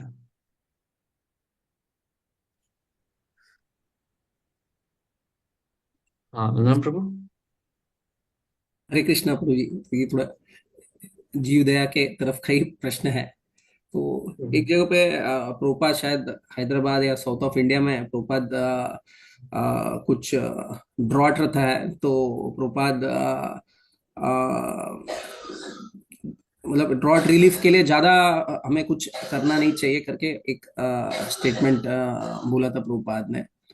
तो फिर हमें कैसे समझे, मतलब कि कुछ जगह पे हम देखते हैं कि प्रोपा जी ने बताया है कि जैसे मायापुर में वो जब देखते हैं बच्चे एकदम भूखे हैं और वो कचरे में जाके उधर से भोजन का आस्वादन कर रहे हैं।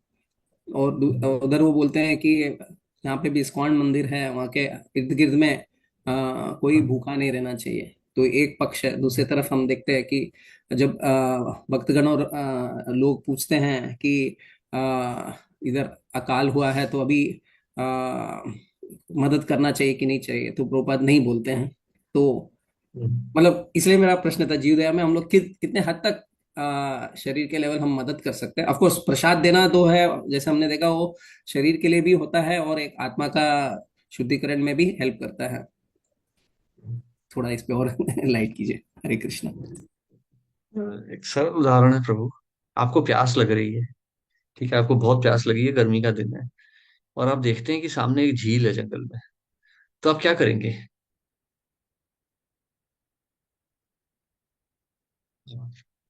आप क्या करेंगे प्रभु? आपको प्यास लगी है तो झील के पास जाके आप क्या करेंगे? हाँ। तो आप अगर अगर इमीडिएट सोर्स वही है तो भले ही हाँ कैसे है, थोड़ा तो मैं पानी झील से ही लूंगा प्यास बुझाने के लिए। भले हाँ ही हाँ। कुछ भी डाउट्स रहे लेकिन फिर भी वो झील का ही पानी तुरंत उपयोग करूंगा प्यास बुझाने के लिए। आप एक और चीज भी कर सकते हैं ना प्रभु। हम्म। आप आप झील में डुबकी मार दीजिए। फिर तो वो तो फिर तो पूरा शरीर ही जलमग्न हो जाएगा, नहीं? हाँ, फिर भी लेकिन वो प्यास बुझाएगा गारंटी नहीं है जब तक पानी अंदर प्यास तो नहीं बुझा घुसता। देगा। नहीं, प्यास भी बुझा देगा, पर आपकी वो आत्मा की अग्नि भी बुझा देगा। शरीर की अग्नि भी बुझ जाएगी पूरी। वो रिक्वायरमेंट नहीं था उस तो टाइम के लिए। वो मेन रिक्वायरमेंट नहीं था, मतलब हाँ हाँ। स्नान लेना देखिए रिक्वायरमेंट नहीं था। जितना हमारे वश में है और जितना उचित है, तो जैसे शिल प्रभुपाद ने कहा, जब मायापुर में देखा कि बच्चे कूड़े से खा रहे हैं, तो उन्होंने कहा कि नहीं, सबको प्रसाद बांटो। प्रभुपाद ने क्या कहा? मंदिर के 1 किलोमीटर तक कोई भूखा नहीं जाना चाहिए। पर प्रभुपाद ने ये नहीं कहा कि पूरे बंगाल में कोई भूखा नहीं जाना चाहिए। ये हमारी जितनी क्षमता है, जितना हम कर सकते हैं, जितना करना चाहिए, जितना उचित है। हमारा संडे फीस्ट भी जो होता है मंदिर में, हम बनाते हैं 1000 प्लेट। छोटा मंदिर है तो 50 प्लेट, 100 प्लेट। बड़ा मंदिर है 1000 प्लेट, 2000 प्लेट। आप तो थे हमारे साथ जब हम चौपाटी में भी हुआ करते थे, हम 3500 4000 प्लेट बनाते थे संडे की। अब मुंबई जैसा शहर है, वहां पे हम क्या बनाते थे बंबई में, हम कितना 10 करोड़ की आबादी है, परंतु हम कितना बनाते थे? हम तो 3 या 4 ही हजार प्लेट बनाते थे। हमें पता था हमारी क्षमता उतनी ही है, उतने ही लोग आएंगे भी, उतना ही है। अब ऐसे तो पूरा भारत भूखा पड़ा है, भारत में कम से कम 20-30 करोड़ लोग हैं जो भूखे जाए सोते हैं। हम सबको तो नहीं खिला सकते। क्षमता के अनुसार जितना उचित है, दाल में नमक बराबर, वो कहते हैं ना, दाल में जीरा बराबर आप कीजिए। क्योंकि हमारा जो जो प्रथम उद्देश्य है, प्राथमिक उद्देश्य हरि नाम स्मरण है। सारे जीवों का भला करना नहीं है। जितना है, जितनी हमारी क्षमता है हम कर देंगे। इसी संदर्भ में शास्त्र क्या कहते हैं, चलिए ये देखते हैं। एक गृहस्थ जो होता है, भोजन बनाता है, उसकी गृहस्थी के अंदर जितने जीव हैं वो भूखे नहीं जाने चाहिए। श्रीमद् भागवत पुराण में लिखा है कि यदि एक गृहस्थ के घर में सांप भी रह रहा है तो वह भी भूखा नहीं जाना चाहिए। अब इसको आप कैसे समझते हैं ये आप समझिए। पर शास्त्रों में ऐसे ही लिखा है। अब मतलब शास्त्रों में तो स्पष्ट रूप से लिखा है ना, मतलब वो जो हम पढ़ते हैं 7वें स्कंद में, वो प्रहलाद महाराज वाला, कि जब एक सर्प या वृश्चिक की मृत्यु होती है तो साधुओं को भी सुख होता है, साधु भी प्रसन्न होते हैं। परंतु ये इसके ऊपर भी गृहस्थ का धर्म आ गया कि यदि घर में सांप रह रहा है तो सांप को भी भोजन देना गृहस्थ का कर्तव्य होता है। ये नहीं कि मैं गृहस्थ हूं, मेरे घर में सांप आया मार दिया डंडा लेके, नहीं नहीं नहीं, पाप हो जाएगा। वो घर का मेहमान है। तो एक गृहस्थ जो होता है घर में सबको खिलाता है, कीड़े मकोड़े चूहे जो भी रह रहे हैं सबके लिए। गौर मोहन डे जब दुकान बंद करते थे तो एक चावल की प्लेट रख देते थे, चूहे से खा लेंगे, यदि चूहे हो तो ये खा लेंगे।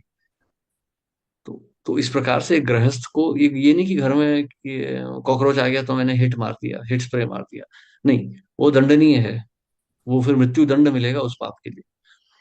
तो तो ये दंडनीय होता है। तो गृहस्थ को पहले गृहस्थी के अंदर सबका पालन करना होता है।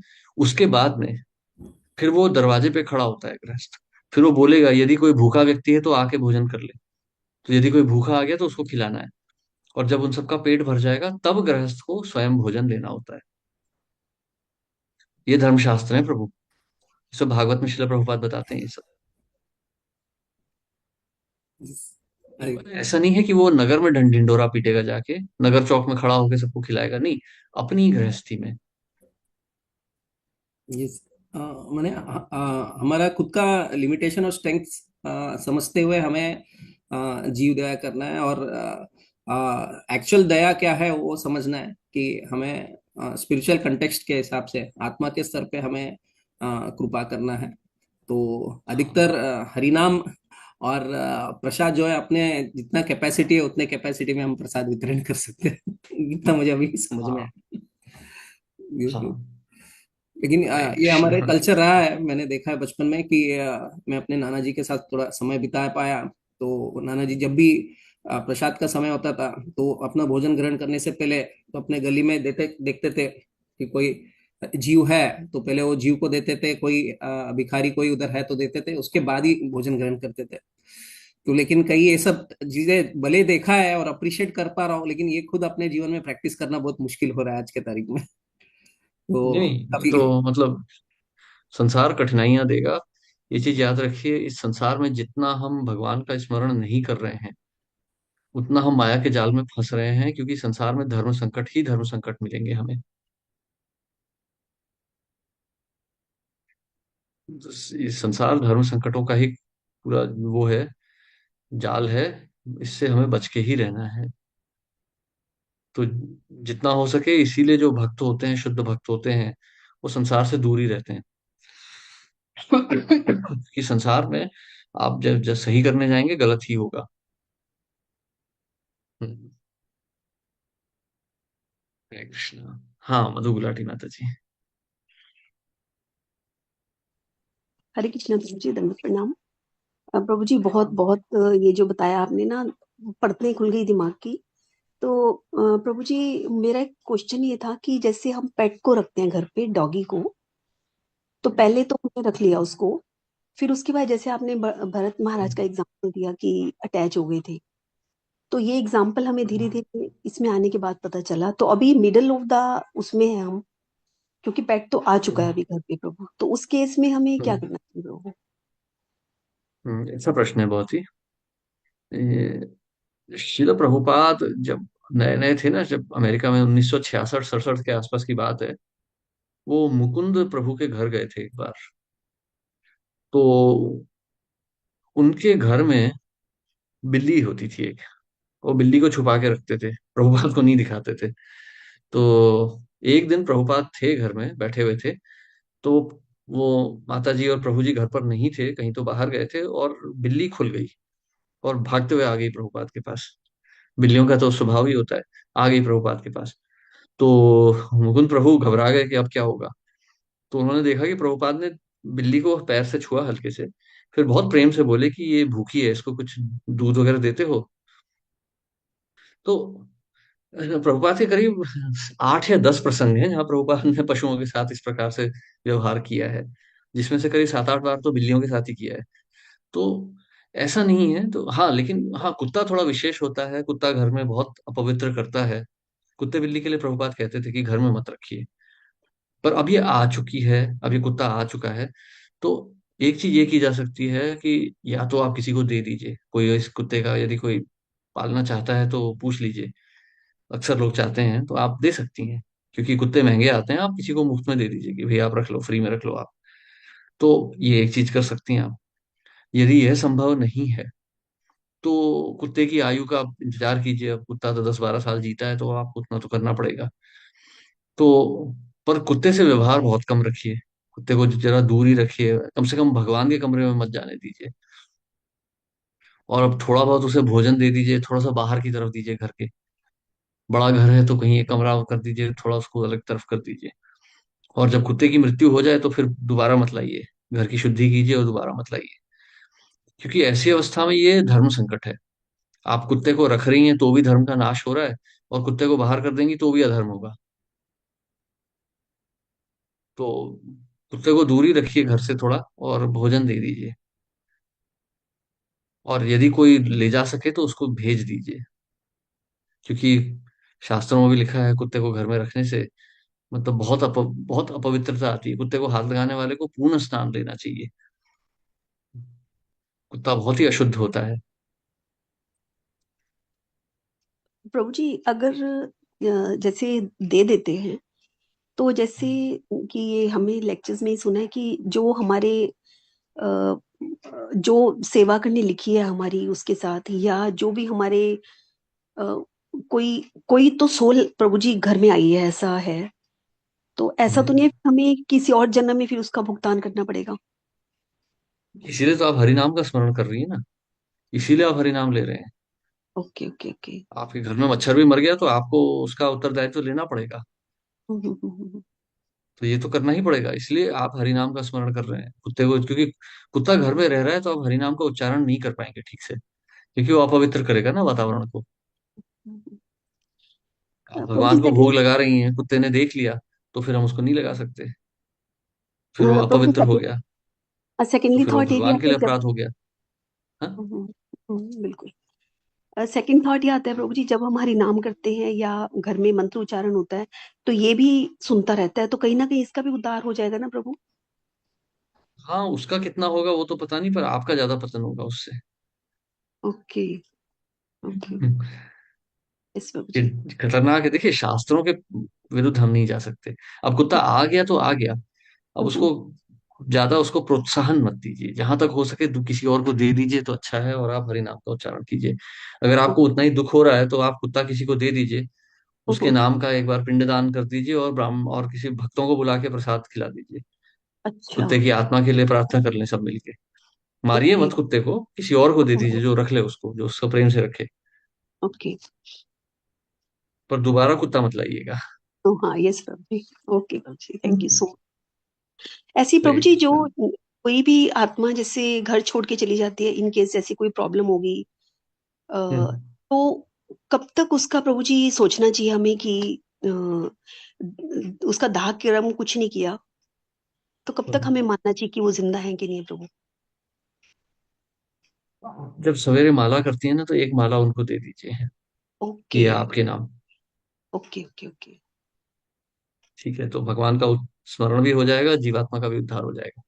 ठीक है, ठीक है प्रभु पिंडदान तो जी। वही होता है ना। Okay. Thank you so much प्रभु जी, थैंक यू। हरे कृष्णा। हरे कृष्ण। हाँ, हाँ प्रभु, बोलिए। हरे कृष्णा। प्रभु जी, युधिष्ठिर जी महाराज के साथ तो कुत्ता भी स्वर्ग चला गया था। हम्म। तो इतना वो तो युधिष्ठिर महाराज थे, पवित्र क्यों पर माना कुत्ते को जाता स्पर्श नहीं किया था उन्होंने। कुत्ता उनके पीछे पीछे चल रहा था। है? हाँ। और युधिष्ठिर महाराज संन्यास ले चुके थे। उन्होंने तो अपनी पत्नी, अपनी पूर्व पत्नी और अपने भाइयों को भी नहीं देखा पलट के। हम्म। कुत्ता उनके संरक्षण में आ गया था, इसलिए उन्होंने कुत्ते की रक्षा की, पर उन्होंने कुत्ता पाला नहीं था। थोड़ा सा अंतर है। दूसरा मैं ये कहना चाहता हूँ कि अभी हमारे देश में इतनी भुखमरी नहीं है। 80 करोड़ लोगों को मुफ्त अनाज दिया जा रहा है। ये मैं आपको बताना चाहता था। हरे कृष्णा। भुखमरी आज भी है। आप जरा उड़ीसा, आसाम की तरफ जाइए, आपको दिखेगा। उड़ीसा में कूड़े से निकाल के खाते हुए मैंने स्वयं देखा है लोगों को। भुवनेश्वर में नहीं, भुवनेश्वर के अंदर जो छोटे छोटे गांव है ना, ये सब तो आंकड़े आपको कागज में लिखे मिलते हैं। भारत में हमेशा भुखमरी है। भारत कर्म भूमि है। यहाँ भुखमरी होगी ही होगी। ये कोई किसी के नियंत्रण में नहीं है, कोई सरकार इसको नहीं बचा सकती, ना अंग्रेज बचा सके ना कोई। ये कर्म भूमि है। राम राज्य के बाद से ये होगा, ये कलयुग है ये। कर्मों का फल तो मिलना ही है सबको।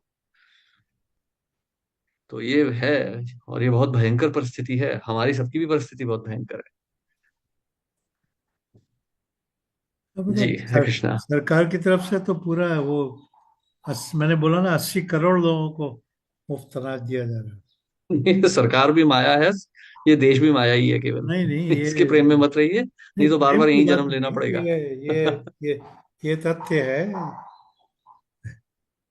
ये तथ्य, ये ये, संसार में कोई तथ्य नहीं है, संसार पूरा माया है, आप ये चीज का ध्यान रखिए। ये, जिससे पहले यमराज हमें ये सब बताएं, हमें खुद ही अपने आप को स्पष्ट करके निकल जाना चाहिए। ये संसार माया है। अरे, यूरोप जैसे देशों में भुखमरी है तो भारत में क्यों नहीं होगी?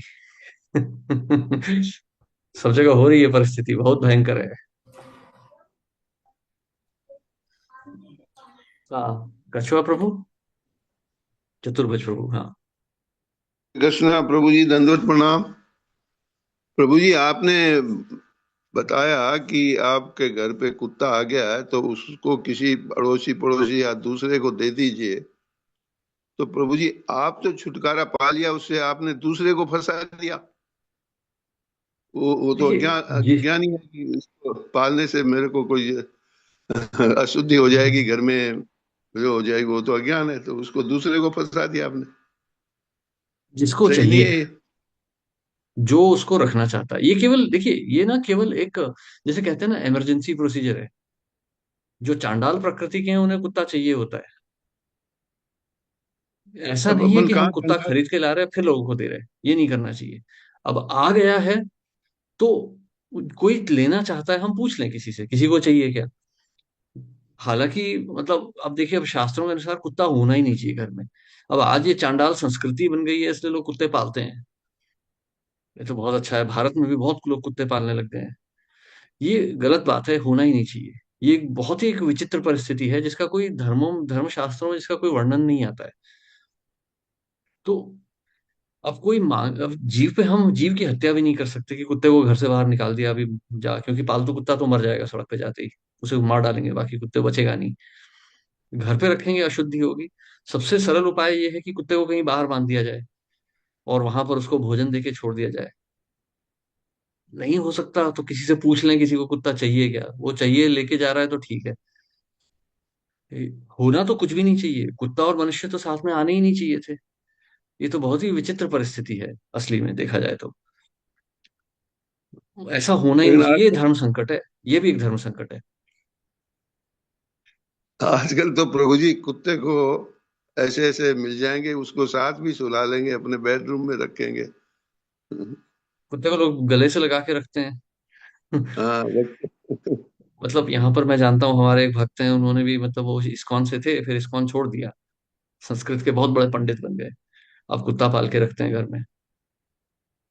तो 2-3 विवाह कर लिए, कुत्ता भी पाल लिया, फिर कहते हैं कि नहीं मैं तो संस्कृत का बहुत बड़ा पंडित हूँ, और वो राधा भाव के ऊपर किताबें लिखते हैं। तो ये ऐसी मूर्खता भी चल रही है संसार में। अच्छा। ये सब हो रहा है। हमारे इस्कॉन से थे, हमारे इस्कॉन से एक बहुत बड़े सन्यासी थे, प्रभुपाद के बहुत करीबी शिष्य थे, उन्होंने 2 कुत्ते पाल लिए थे बाद में, प्रभुपाद के जाने के बाद। नाम सुना होगा आपने, थे हमारे बहुत बड़े सन्यासी थे। तो ये सब बहुत गलत, मतलब निकृष्ट कार्य है, ऐसा होना नहीं चाहिए, मतलब पर होता था। मतलब ये सब जी ऐसे है ना, इनके इन तथ्यों पर विचार करना भी बड़ा विचित्र है। धर्म संकट है ये, करेंगे तो भी फंसेंगे, नहीं करेंगे तो भी फंसेंगे। जी प्रभु जी। इसीलिए भक्तों को इन सब, इसीलिए भक्तों को ना विरक्त होना चाहिए। माया में जहां हाथ डालेंगे फंसते ही चले जाएंगे। जी प्रभु जी, थैंक यू प्रभु जी। हरे कृष्णा। हेमलता माता जी। हेमलता माता जी का कोई प्रश्न है? हरे कृष्णा प्रभु जी, पंचांग प्रणाम। हरे कृष्णा। प्रभु जी, जैसे कुत्ता का बोला, बच, बच्चों ने ली, कुत्ता लेके आ गए बच्चे, जैसे हम्म। हम्म। मगर बच्चे को समझाने में 2 दिन लग गए, 2-3 दिन वो कुत्ता रह गया घर में। फिर हम्म। तीसरे चौथे दिन कुत्ते को वापस भेजा जिससे लेके आए, हम्म। मगर उसके हाथ से उसके दूसरे दिन ही वो कुत्ता मर गया, या उसी दिन या हम्म। उसी दूसरे दिन। वो गाड़ी पे ले जा रहा था तो गाड़ी से कूद के गाड़ी से मर गया, तो वो भी दोष हमें लगेगा प्रभु जी? हाँ, इसीलिए कहा ना, भौतिक प्रकृति में बहुत धर्म संकट है। अब मैं आपको एक बच्चा उदाहरण लेके। देता हूँ। एक बार एक माता जी ने मुझसे प्रश्न किया था, मुझे याद नहीं पड़ रहा है कहाँ पे पूछा था, क्या पूछा था। बहुत साल पहले की बात है कि एबॉर्शन के बारे में आपका क्या विचार है। अब गलत है। फिर उनका दूसरा प्रश्न था कि अब अगर बालक, मतलब कुछ अपंग है, या बालक के पैदा होने से माता की मृत्यु हो जाएगी तो क्या किया जाए। तो ये भी एक धर्म संकट है। क्या करें हम, मतलब एक भक्त माता जी मर जाएगी, वो करें या भक्त माता जी से कहें कि आप भ्रूण हत्या कर लीजिए, तो क्या सही है। सभी कुछ गलत है। ये यहाँ पर आप जो भी करेंगे गलत ही है। अब गलती कहाँ से शुरू हुई कि आप कुत्ता लेके आए, कुत्ता ले आए तो कर्म बंधन बन गया। उस कुत्ते को आपने वापस किया और वापस जाके वो मर गया तो दूसरा कर्म बंधन बन गया। मकड़ी का जाल होता है ना, आप एक जगह उंगली लगाइए तो चिपक जाता है, उसे छुड़ाने के लिए दूसरी उंगली लगाइए तो दूसरी उंगली भी चिपक जाती है। ये है माया का जाल। इसीलिए जो वैष्णव होते हैं वो संसार से अलग रहते हैं। आप चैतन्य चरितामृत पढ़िए ना, वो सारे वैष्णव जो थे नवद्वीप में वो अलग रहते थे, समाज से थोड़ा दूर रहते थे, समाज में घुल मिल के नहीं रहते थे। क्योंकि जहां आप कर्म कांड में फंसे, वहां ये माया का जाल बांधता चला जाएगा, आप छूट नहीं सकते। एक सरल उपाय है ना, जैसे एक बार एक प्रभु जी ने पूछा था मुझसे कि मैंने विवाह कर लिया है, मेरी जो पत्नी है वो बहुत दुष्ट प्रकृति की है, अब क्या किया जाए। तो क्या किया जाए, कुछ नहीं किया जाए, अब सहा जाए, संन्यास ले लीजिए, और कुछ नहीं कर सकते। आपको देखना चाहिए था कि पत्नी दुष्ट है तो पहले कुंडली पढ़नी चाहिए, किसी अच्छे पंडित से पढ़वाइए कि गुण मिल रहे हैं कि नहीं, यदि हमारा भी स्वभाव दुष्ट है तो दुष्ट पत्नी के साथ अच्छा जमेगा, नहीं है तो नहीं कीजिए। ये ना, ये माया के जाल हैं, इनमें हम फंसते चले जाते हैं। इसीलिए इनमें हमें नहीं पढ़ना चाहिए, इसीलिए समाज संसार तो भूल ही जाइए बिल्कुल। जैसे हमारे भक्त बोलते हैं ना कि अरे राष्ट्र का क्या होगा, हमने मत नहीं दिया सरकार को तो राष्ट्र का क्या होगा। अरे भाई छोड़ दीजिए, राष्ट्र को भूल जाइए। आप अपने ही कर्मों को नहीं संभाल सकते। जब 100 करोड़ लोगों के कर्म उठाएंगे तो भगवान जाने कहाँ पहुंच जाएंगे। इसीलिए भक्त को विरक्ति, बार बार प्रभुपाद कह रहे हैं, वो जो छठा अध्याय है भगवत गीता का, कर्म से निवृत्ति, मन की निवृत्ति, वो क्यों कह रहे हैं, क्योंकि ये कर्मों के पास हैं, इनका कोई हल नहीं है। तो इसीलिए इनमें नहीं पड़ना चाहिए। अब दोनों है कर्म, कुत्ता लाने का भी कुत्ते देने का भी कर्म हो गया। तो अब बस एक सरल उपाय ये है, आप किया क्या जाए। समस्या है, उसका हल ये है कि अब आप हरि नाम का स्मरण कीजिए। आप कम से कम एक माला सवेरे कीजिए और वो उस कुत्ते को दे दीजिए कि भैया जो जीवात्मा आया था हमारे पास, हमारे हाथ से गलती से मर गया, अब भगवान उसका उद्धार कर दें। एक माला करके उसका जो फल आता है उसको दे दीजिए, भैया तुम कर लो। हालांकि ऐसा शिला प्रभुपाद ने नहीं कहा है, हमारे भागवत में ऐसा नहीं लिखा है, पर कर दीजिए, कर्मकांड है, क्योंकि कर्मकांड कर दिया है। बच्चा लेके आ गए मना करते करते प्रभु जी, फिर समझाने में नहीं 3 होता है दिन ना। लग। देखिए, अब आप यदि इसका मूल जानना चाहती हैं ना, तो मैं आपको वो बता देता हूँ। देखिए, यदि संस्कार अच्छे किए जाते तो बालक ऐसी गलती नहीं करते। आप समझ रही हैं? यदि विवाह संस्कार और गर्भधान संस्कार बहुत ध्यान से किया जाए तो बालक ऐसी चेतना का होगा कि वो कुत्तों की तरफ आकर्षित नहीं होगा।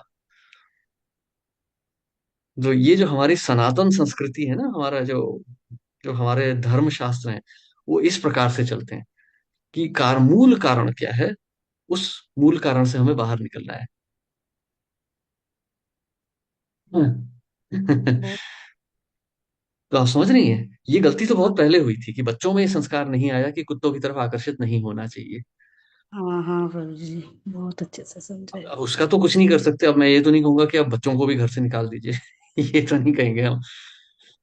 तो आप हरि नाम का उच्चारण कीजिए। अब हरि नाम, ग्रहे रही कृष्ण नाम निरंतर लाइगा।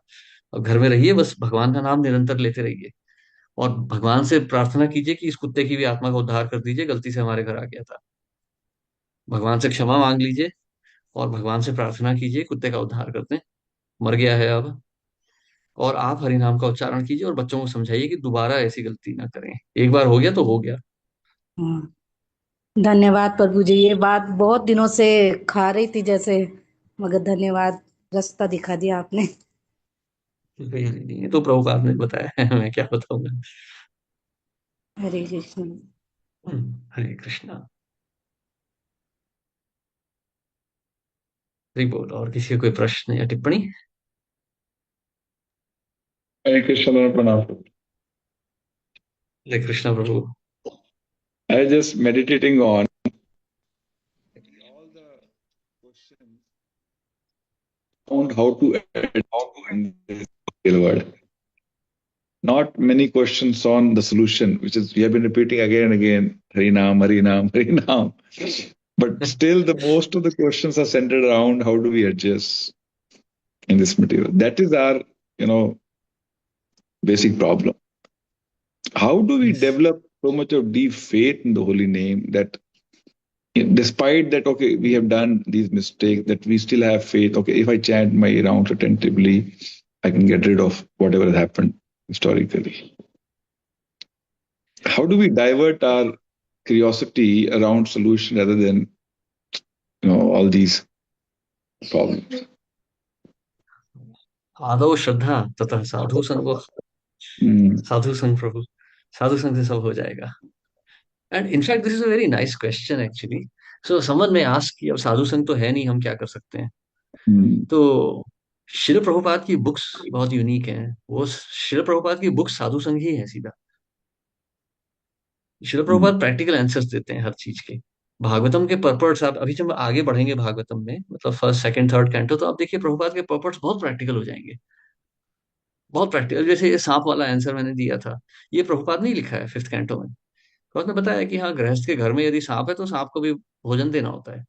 तो ये प्रैक्टिकल आंसर है। मतलब मैं हमेशा सोचता था, मुझे याद है जब मैं नया नया स्टूडेंट आया था तो मैंने ब्रह्मचारी से पूछे थे क्वेश्चन कि प्रभु, सांप को मार देना चाहिए, शास्त्रों में लिखा है, बट कहीं ना कहीं तो इसमें भी मतलब हिंसा हो रही है, वायलेंस हो रही है। सांप भी तो जीवी है। तो तब प्रभु जी ने बताया था, मैंने फिर भागवतम में भी पढ़ा कि नहीं, ऐसा नहीं है। सांप यदि एग्रेसिव हो तो मार सकते हैं आप, देन नो सिन। बट ऐसा नहीं है कि हम डंडा लेके ढूंढ रहे हैं जंगल में, जाके सांप मिला फिर मार डाला, या सांपों की कॉलोनी में देखा पेट्रोल डाल के जला दिया, ये सब करना फिर पाप है, ये हिंसात्मक हो जाएगा। तो प्रैक्टिकल आंसर यही है, साधु संग। साधुओं के संग शास्त्रों में तो एक प्रिंसिपल दे दिया है, बट साधु उस प्रिंसिपल्स की एप्लीकेशन बताते हैं हमें। जैसे प्रभुपाद बताते हैं, हाँ ये ऐसा लिखा है तो इसको ऐसे समझा जाता है। जैसे यहाँ पर अभी हमने, अब हम अगली वर्ष जो देखेंगे टेक्स्ट 20 में, प्रभुपाद बहुत प्यारी बात लिखते हैं कि the personality of religion bull was playing the role of a conditioned soul. So he acted as if he's under the spell of Maya, and he said that I cannot determine the cause of my trouble. अब ये हम सीधे That पढ़ेंगे is a Bhagavat very तो हम confuse हो intelligent जाएंगे। answer. Sorry. And that is a very intelligent answer. I mean, I'm sure how you say under the spell of Maya. He's saying like this. he acts Understood. as a conditioned soul. He's That's acting like as in acting as a conditioned soul, so he's giving that opinion. So text 2021 के किसी के purport में आएगा ये कि he's acting as a conditioned soul and he's indicating that this is how it is, that I cannot determine the cause of my distress. He is dharma. He knows, he is the personification of that knowledge, but still he says like this. Not to cheat us but to help us understand. yeah. So this is sadhu sangha. So sadhu संग will help us understand. तो जैसे प्रभुपाद कहते हैं ना कि शराबियों के संग बैठे बैठे हमें शराब पीने की भी आसक्ति हो सकती है, वैसे ही भक्तों के संग बैठे बैठे भक्ति की आसक्ति हो जाएगी, क्योंकि बिना संग के कठिन हो जाएगा। हम खुद ही सोचेंगे मैं अपने आप को शुद्ध कर लूं तो नहीं होने वाला है। विश्वामित्र मुनि तो नहीं कर पाए, फिर हमारी क्या औकात है।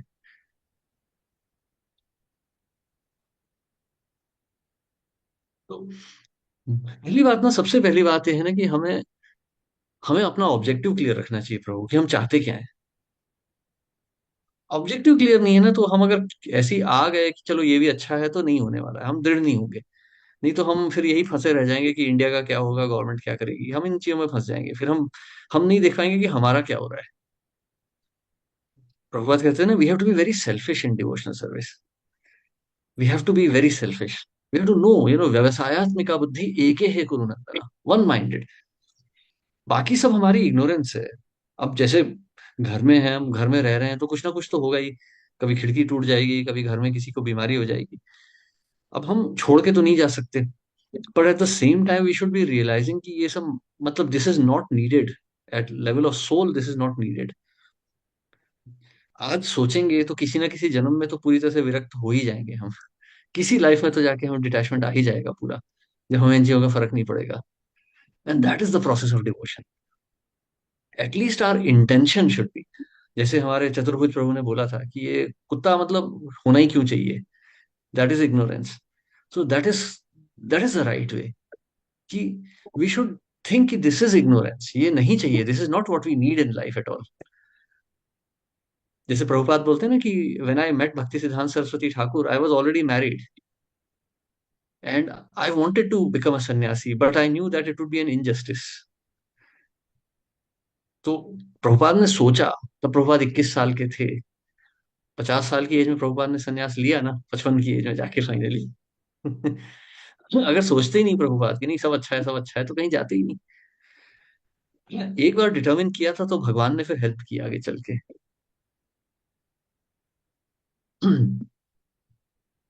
तो Thank you, हमें Prabhu. एटलीस्ट इंटेंशन रखना चाहिए कि ये सब माया है, ये सब बेकार है, ये सब चीजें गलत है।